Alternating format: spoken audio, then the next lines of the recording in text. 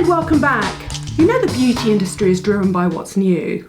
So you get a constant stream of this is new, this is better, this is new, this is exciting. Let's not do that. Let's talk about 5 iconic hero products that I return to time and time again. And actually what they represent is the 5 steps that are essential for all good skincare. You didn't know it was that simple, right? That's morning and night. Right, let's talk about never underestimate the importance of a great cleanser. You know I'm of the opinion you should not spend a lot of money on cleansers. I use a gel cleanser in the morning and a cream cleanser at night. This to me is my gold standard rinse off unscented gel cleanser. It's CeraVe Hydrating Gel Cleanser. I've talked about it a lot of times. Loaded with ceramides, loaded with humectants, really gentle, easy to use. Team it with a microfiber cloth, morning or night. You can use it at night as a second cleanse, in the morning as a primary cleanse. Gets rid of all scraps of makeup. A microfiber cloth simply super boosts whatever cleanser you're using, so you don't need a separate eye makeup remover, and gently exfoliates.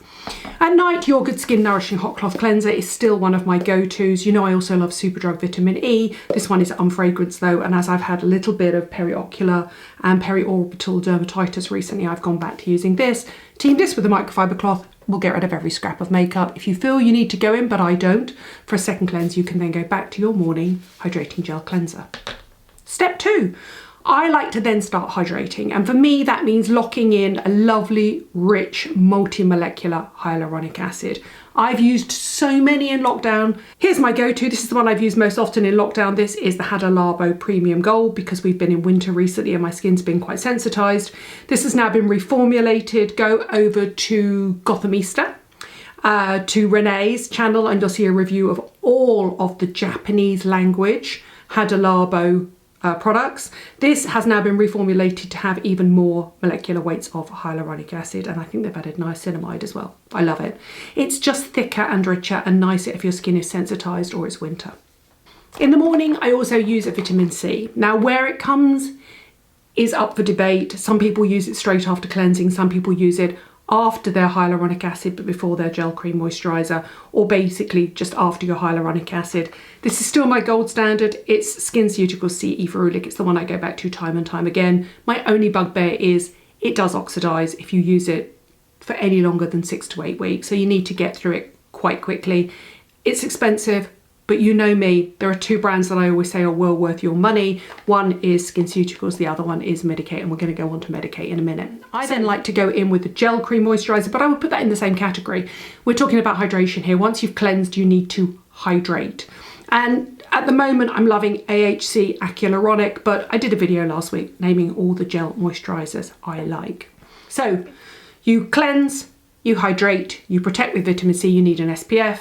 This to me was, along with, and I will find a picture of this and drop this in, along with the Garnier Ultralight SPF 50, which has actually just been rebranded as well.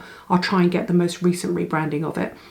These were the 2 SPFs that sat most comfortably with me. I like a super light SPF that sits under my makeup and doesn't pill. Garnier Ultralight SPF 50, beautiful. Let's be honest here, Garnier is owned by the same company that also owns SkinCeuticals and La Roche-Posay, so they have great products.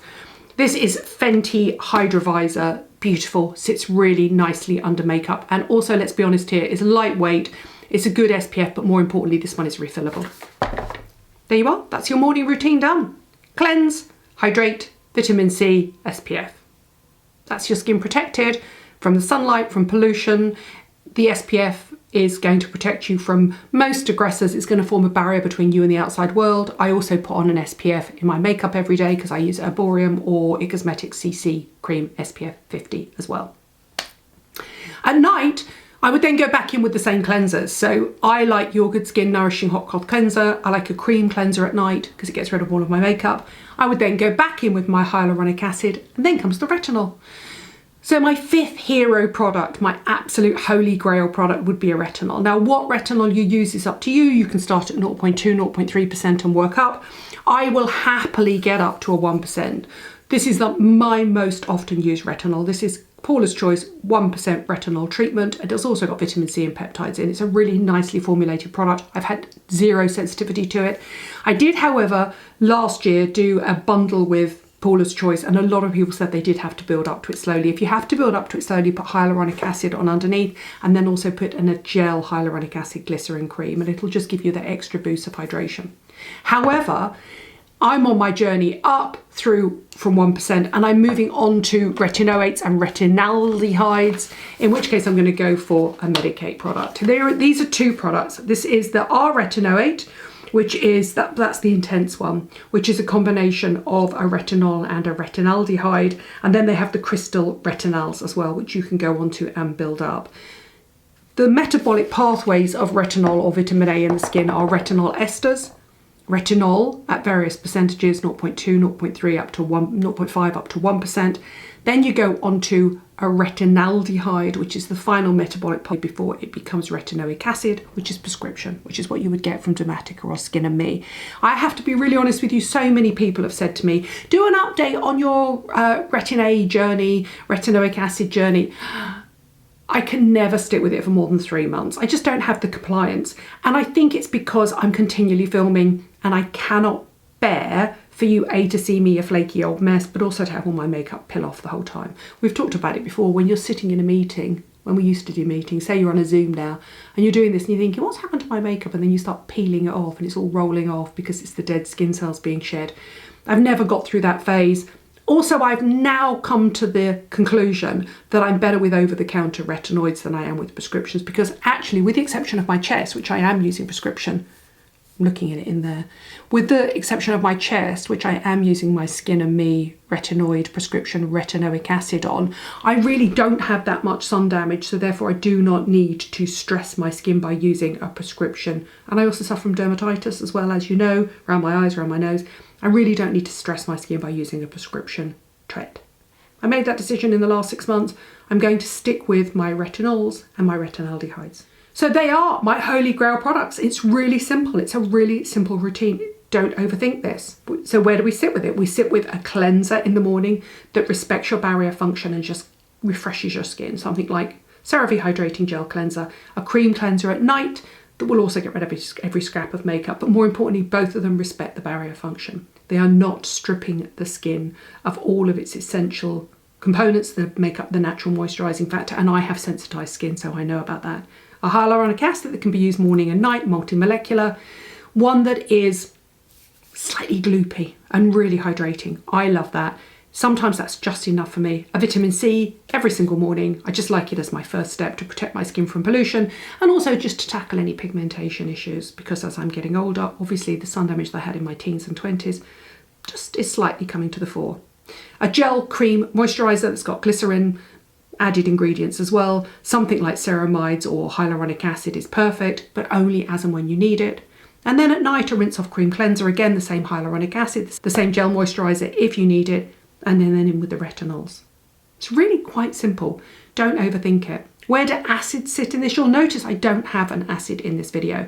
That's because if I had to strip my products down to 5, it wouldn't include an acid. I'll admit that, but that's because I think I use quite a lot of retinols and my skin cell turnover is quite good.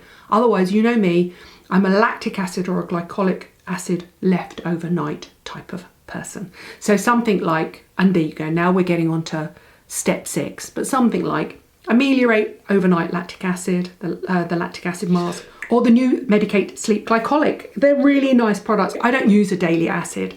I just don't feel I need it, and I feel like I'm doing a fairly good job of cleansing my face and physically exfoliating it with a microfiber cloth, so I don't need a daily acid. I also don't use rich balm cleansers and quite heavy occlusive moisturisers, so I don't feel the need to get that off of my skin. So for me, an acid is once or twice a week just for that extra glow. They are my holy grail products. What did you think?